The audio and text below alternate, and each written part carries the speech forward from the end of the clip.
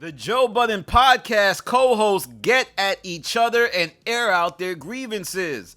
That's right, on an episode called Lenny Lion, which is on Joe Budden's Patreon, all of them were airing out the issues that they have with each other. And it was a good deep dive into where their relationship stands. Now, this was all done under the guise of who needs therapy the most, but you got to see some of the storylines that have persisted throughout the whole year come to the light. So let's talk about what was said and then break down everything that happened. About halfway into the episode, they start discussing who needs therapy the most. And Flip says Melyssa Ford does because she has stomped out of recordings mid-conversations. He says Amani has abandonment issues and uses love to manipulate things.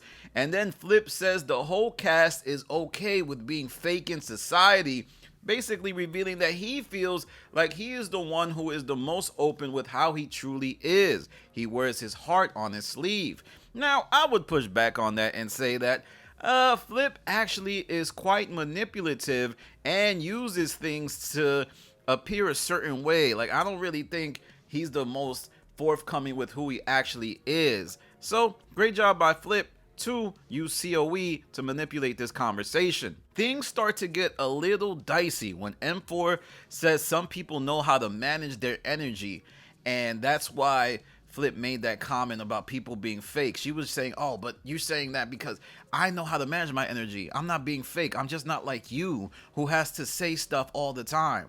And Flip fires back by hinting that M4 is a bit two-faced. Now he's saying that, M4, yeah, she'll be cool in the moment, but then keep the resentment within her. And if you go back to what Flip said to Melyssa Ford that made her walk upset and cry, he called her two-faced.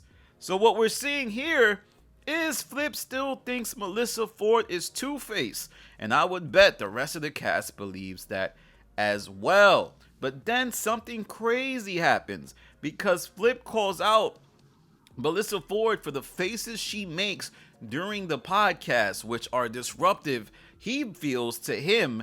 And then Ish calls Ford a bully for how she runs to spaces and acts dismissive when people speak. Now, this is a point I made on my channel a while back. Melyssa Ford has a legion of fans that hold her down and make sure that they always look out for her. And, everything she does is fine. There's a bunch of Melyssa Ford fans on Twitter, the Twitter space community that she has, who swear that her podcast is good when the thing is flopping. It's flopping like that green ketchup that came out back in the day. They're more defensive. They're more into defending what the show is versus actually listening to it. So Ish is right, and this channel accurately called it. Melyssa Ford runs to the Twitter space community whenever she needs support. Now, Melyssa Ford fires back, and she says that people dismiss her a lot on the show, and that, people need to stop being bees around it or be bees about it. She goes the emasculation route, but Ice has her back and says, hey, people make faces when Melyssa Ford talks. So, basically, a lot of people feel unheard, they feel mistreated, and it's just a free-for-all, y'all.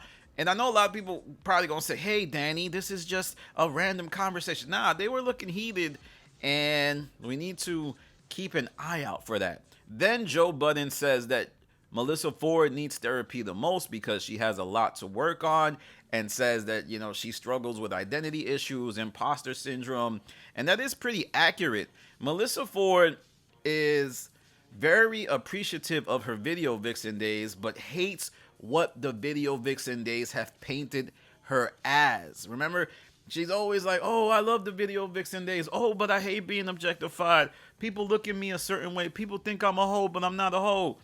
And I think that's what Joe is hinting at with these comments.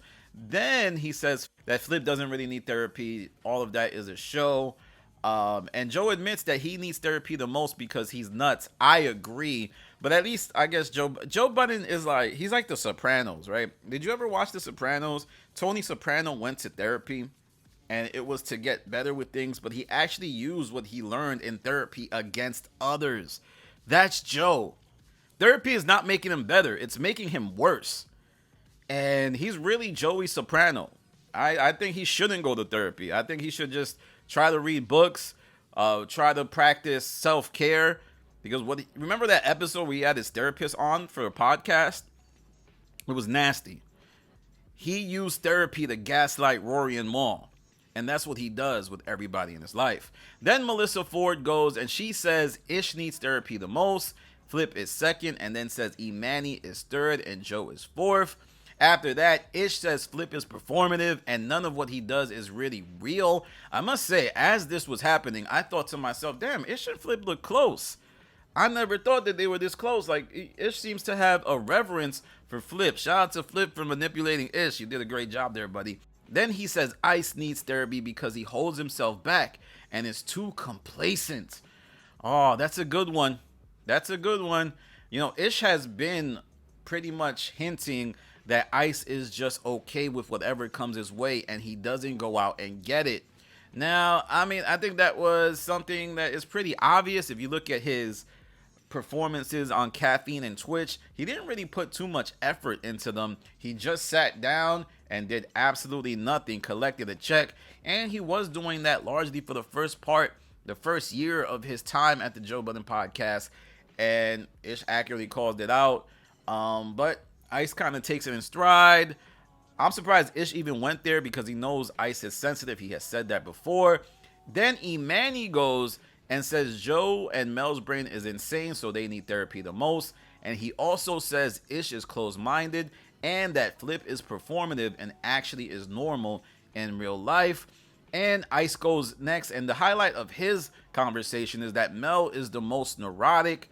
It seems like all the people think Mel is the one that need therapy the most. Just saying, guys. That's an observation. That is a fact. Just saying. But there's other issues that happened during this podcast with Ish getting called out for his bravado and dismissive ways. Now, that's interesting because I think people are saying that, you know, Ish is very close-minded and arrogant when he's disagreeing with people. I believe Imani felt that way. Imani and Ish kind of go back and forth. Melyssa Ford seems to agree. I think what it is Ish is just headstrong and he believes he knows a lot. And he's also the most articulate of the dudes on the show outside of Joe.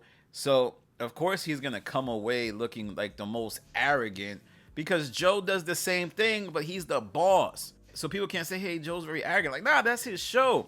So if it was like the Ish podcast, that's that Ish, nobody would be going at him like, yo, you got mad bravado, you mad dismissive. They're going at him because he's not the man there. He's not the lead guy.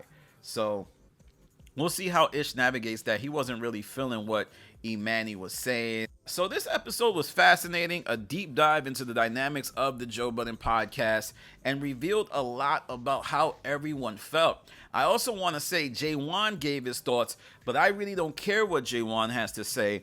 And I honestly thought he was just in the room for absolutely no reason. Now, if you feel like I should break down what Jaywan says on these Patreon episodes, leave it in the comments. I have made the accurate assessment. I believe that Jaywan's presence on the podcast is not needed. So therefore, I won't be reporting on him. However, I will report on him in my second, much smaller channel, The Science, because The Science is where people like Jaywan should be. But let me know what you think about this episode. Was it dope? Was it good? Do you feel like it was actually a mild-mannered conversation where nothing was revealed? Because I couldn't disagree with you anymore. Remember, subscribe to the Patreon, as this is where the conversation happened. The Patreon is called Lenny Lion, and we also have to say that there's a $50 tier. There's always been a $50 tier, but it seems like Joe is making much more of an effort to put stuff on the $50 tier. There was a behind the scenes, which is pretty terrible. There's another one that dropped this morning. It's called Punch the Clock episode 2. And we're going to see if this behind the scenes stuff is really worth anything, because we have noticed in the past that when Joe has tried new things, he kind of goes away from it and just goes back to podcasting more, specifically Journey. Remember when he did Journey? That was a content piece he did on the Patreon where he talked about the journey from being a rapper to being a podcaster. He stopped that after 4 episodes. He also used to do blogs and he stopped that. My belief is that The fans just want more podcasting.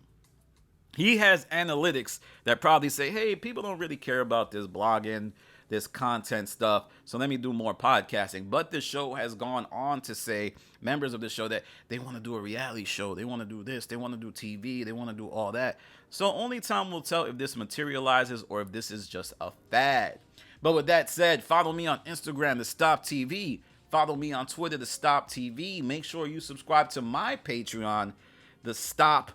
I'll leave it linked in the description. This is Danny from The Stop. Peace.